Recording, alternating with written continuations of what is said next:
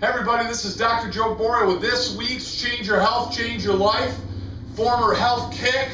Gotta watch it, I can't kick so good anymore, but great day today, Mother's Day. I had such a wonderful morning this morning with my boys, and my mom and dad came over, and I made them a brunch out here on our home, and sat out on the porch, and really just enjoyed some time with my mother and father. And what I can tell you on Mom's Day, and just about your mom, is one of the great memories I have with my mother growing up is that, and I think what really defines why I have such respect and love for my mom, certainly now as a father and thinking back as a child, is that my mother always put the interests of her children ahead of herself. And you know, my mother wasn't concerned about having a fancy car, having fancy clothes, or certainly, you know, traveling or going out. And you know, her purpose, her goal, her mission was one, and her mission was to raise up healthy, smart, you know, well-dressed, well-educated children, and at the cost of any really simple sense of her happiness. In fact, she drew her happiness from that. So it's so great to just sit with her today on our porch and actually make her you know, a brunch and just kind of roll out the carpet for her and make her the important person of the day. And hopefully you guys have had that opportunity with your mothers. I think that's important.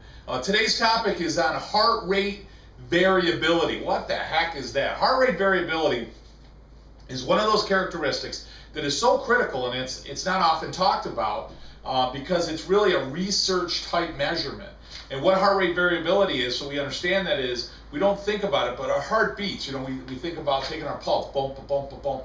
But when we measure the heart rate, what we notice is that it varies by the microsecond. So there's a variation. The heart doesn't beat exactly. The space between the beats, the silence between the heartbeats, if you will, is different just by a teeny little bit. And that's a measurement that we use now to assess the overall health of the physiology of the individual. In fact, what we're finding now is one of the simplest ways, non-invasive ways, to measure, one measurement to measure the overall physiologic state of health or wellness in a person, in a patient, is that measurement over blood pressure and cholesterol and all the blood work and all that other stuff, which can be very important. But sitting somebody down and just measuring the silence between the notes is critical now in determining the overall health. When we see that their body has a ability to vary the heart rate, we know that they're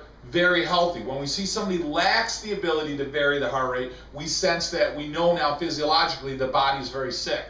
Now, one of the examples I want to jump to quickly is that we came up with an artificial heart. I shouldn't say we, scientists came up with artificial hearts. So what they did is they put the heart in people, and the heart had a beat that was exactly the same, and people died from it. And the reason being is that the physiologic state, the amount of oxygen and the amount of pressure that the piping, the plumbing of the body could handle, it can't handle that pressure at the same rate, at the same pressure all the time. So the heart varies. Maybe it beats a little sooner, maybe it beats a little later, maybe it doesn't beat as hard. So it varies the rate in order to adjust to the overall need or physiology of the body, if that makes sense. So kind of like the water pressure in your house, there's a computer in there that would vary the pressure so you don't get a high blast of water all the time, or you don't get a slow trickle. We're trying to keep the pressure exactly the same, and therefore we need a computer in there, a gauge, in order to measure the water pressure all the time. Okay, so what does that mean? So one of the things that we now see is that the heart rate variability, one of the very important criteria in order for the body to measure and regulate the heart rate variability, is the nervous system. So as we talked about before, you got a computer up here, and it sends electrical data down the spine. Think of your heart as like a monitor, or your pancreas like the printer. So you got this iPhone, if you will, that's communicating data and messages up and down the body all the time. And we've learned now that if the spine isn't healthy, now there's a word very specific and unique to chiropractic, and that's called subluxation. So when the spine is crooked, it's not moving properly, what we'll call scientifically is subluxation. What that means is it presses on the nerves, so the computer can't talk to the printer as well. So the image on the monitor or the printer is not as good as it should be. And if it stays like that a long time, that printer or monitor is going to get sick. The pancreas, the large intestine, the heart is going to get sick. So what we find is people under regular chiropractic care. What does that mean? That means their spine is getting assessed for subluxation, and that misalignment is being corrected so the messages can flow through the body, most importantly to the heart better. Their heart rate variability dramatically improves. And there's been many studies. One that I mentioned now was in the Journal of Manipulative and Physiological Therapeutics, 2006, and they talked about the effect of chiropractic care on heart rate variability and in pain in a multi-site clinical study. So they were assessing, did people feel better with their pain? Yes. And did they feel better, or did they see a physiologic improvement with the nervous system? Most importantly, specifically, heart rate variability. So I want to just step back for a moment and talk about that heart rate variability again. It's a measurement that all scientists use. It's not specific and unique to chiropractic. It is what physiologists are using now to assess the overall health of the entire body. Okay? So it's not something specific and unique to chiropractic. But what they are seeing is, because the heart rate variability is so important in assessing overall health, wellness, and function of the body, that any change, even slight deviation in the spinal alignment, causes a loss of proper electrical communication. Bad phone signal, right? Hello, can you hear me now? Can you hear me now? In a sense, that's what your heart's saying. Can you hear me now? Can you hear me now? And by not hearing that signal, by having a bad antenna, what's happening is the heart can't vary itself, and therefore the body gets sicker. It's so critical to understand how important that is. And what I love about these studies now is they don't have anything to do with pain. You know, in other words, we have people that are asymptomatic. Hey, I feel great. We check their heart rate variability. They're sick. They just don't feel it. You got to remember that you're sick for a long time before you ever feel sick. You've been sick for a long time. So it's a great tool of measurement to look at somebody and go, you know what? I know you feel great, but your heart rate variability is off. And as a result, you're getting sicker and sicker. So let's check to see where the spine is subluxated. Where is there nerve interference? Where is the computer not talking to the printer? Where is there a bad signal of antenna to the heart? Let's correct that. Let's improve the signal. And there's the last stage, which is so critical that most people just really forget. They drop the ball, and that's keeping you healthy. One of the great benefits of chiropractic care is it's true wellness care. You know, medicine gets lost in this wellness care of checking your blood levels and blood pressure and so forth and treating it with drugs.